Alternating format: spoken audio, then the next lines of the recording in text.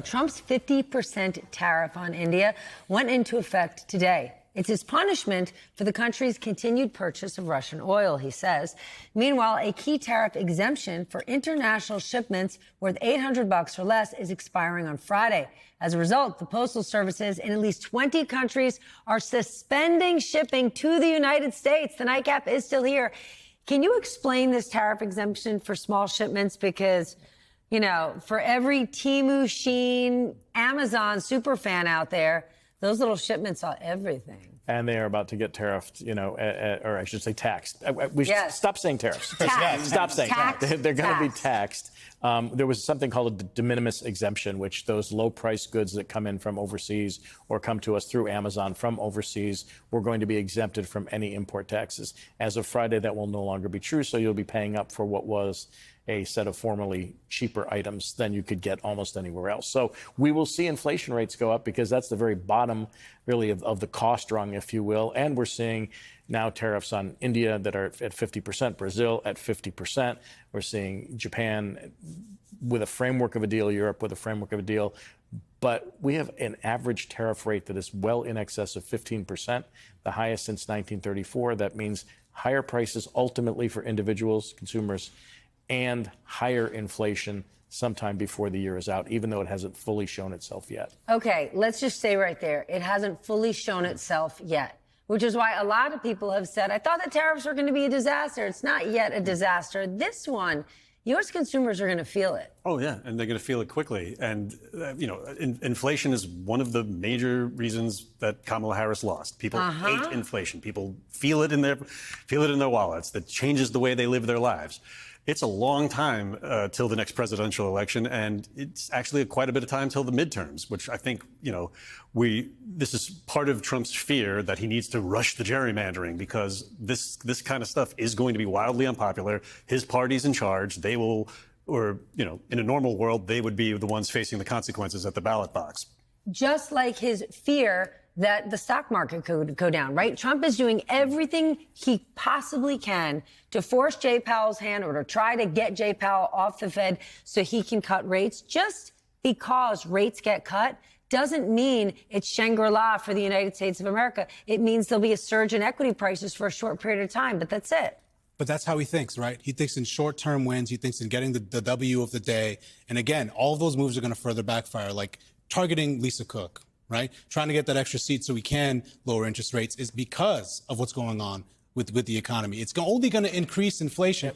And again, like this whole situation with the tariffs, I just want to touch on that briefly before we move on to the next part. Like, I have a friend who runs a small business who had to move her manufacturing and the shipping to India, right? And again, like, the whole purpose of this is just, I thought we were going to box in China, right? We were going to box in China. That's the whole initial. Yeah, and use India to do it. And then we're going to use India to do it. And then suddenly, Trump starts using tariffs like they're sanctions. And he starts saying, oh, I have this political beef, this geopolitical beef. You shouldn't buy Russian oil. And now he's targeting India. So people, the small business owners, they're not getting clear information of where they should move their manufacturing. They move it here and then they get tariffed here. They get tariffed more so than when they had it somewhere else. So the uncertainty, like Lisa Cook warned earlier this month, uncertainty is a tax within itself. Yeah, and I want to stop using the word uncertainty. So I'm going to stop using the word tariffs, and I want to stop using the word uncertainty and talk about unpredictability, because this is a much, much bigger problem for businesses and consumers. Also for the Fed, because the Federal Reserve is going to cut interest rates when stocks are at an all-time high. The money supply, which is broadly available cash, is up 4.5% at a record high. There's nearly $7 trillion in money market mutual funds. The economy is still growing. The unemployment rate is still down, and inflation is moving higher. Wrote about this today. This is not the environment in which you would normally find a central bank cutting interest rates. Okay, but think about what Ahmed just said. He goes, Trump wants to have one more person on his side on the Fed. Four more. That was never the case. No. Well, we did not, but hold on. We never looked at the Federal Reserve like we did the Supreme Court. Correct. Right? These guys are on this team. These guys are on that team. This is why it is the independent central bank. Like, yes, certain central bankers, certain Fed governors might lean one way or the other, but it was never politicized like this. Nothing like this. Certainly, again, we've talked about this before. Not since Nixon was pressuring then Fed Chairman Arthur Burns to keep rates low or cut rates in 1972 during the election. This is even different than that. This is trying to gerrymander the Fed, trying to pack the Fed so that he has 4 governors in his corner, who, by the way, could also then not reappoint those Federal Reserve presidents in various districts like Chicago, like New York, who are presumed to be Democratic, and they could pack then the regional Fed presidents who vote on policy. New but adjacent topic. Jeffrey Sonnenfeld of Yale wrote this, that every CEO should be fed up with Trump's attack on the Federal Reserve. Do you think that's even remotely possible?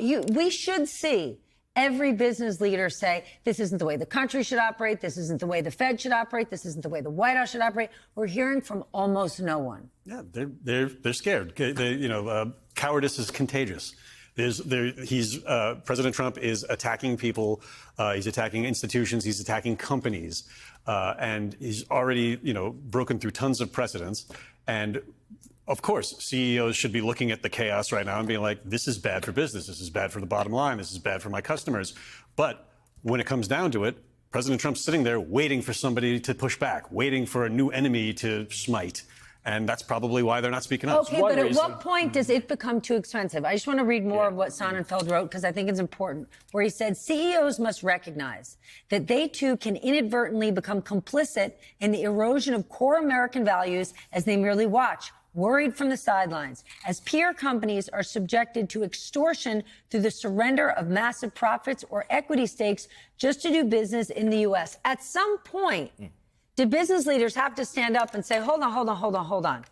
When the government gets a stake in Intel, and U.S. Steel. Right? Yeah. It distorts markets. It distorts markets for every other business. That's not how capitalism or free markets works. I'm wondering, where are those actual pro-growth, pro-business Republicans for years and years and years? Why aren't they speaking up? Why isn't the business community speaking up? So I grapple with this question a lot. So it's one of two things. So answer it for us. It's fear that they end up in the crosshairs and then have to deal with the administration, or some of them, and I don't know who, and I'm not casting aspersions on any individual. Some of them who are so extremely wealthy have options. Sure do. They have personal options. They don't have to stay. They don't have to deal with it if they want to leave. Some of them are old enough to retire and retire somewhere else. So I think so many of them are if you can't beat them, join them. They become so unbelievably wealthy. Some are in on the hustle. They're like, what can you do? So it's just self-interest, right? That's really what it is. I mean, it's not the enlightened self-interest that Adam Smith talked about in Wealth of Nations, but it's just how can they not see where this is going, though, right? Like you said, there's only one president, that did this in the U.S. before, in most recent history, Nixon in 1972. We see inflation came right after that. Mm-hmm. And then if you look at the other parallels, we have authoritarian leaders. We have Erdogan did this, exerted control over the central bank. Argentina, they did the same thing. They also fired their statisticians and people who promote their data. And look what happens. Runaway inflation. You have the dollar. You have the dollar declining, or not the dollar is not declining here, but their currency is declining. Basically, the point is, it does not end well for anyone, and these CEOs think they're immune to it, but they're not. The difference when you bring up Nixon is that the Republicans drove him out of office.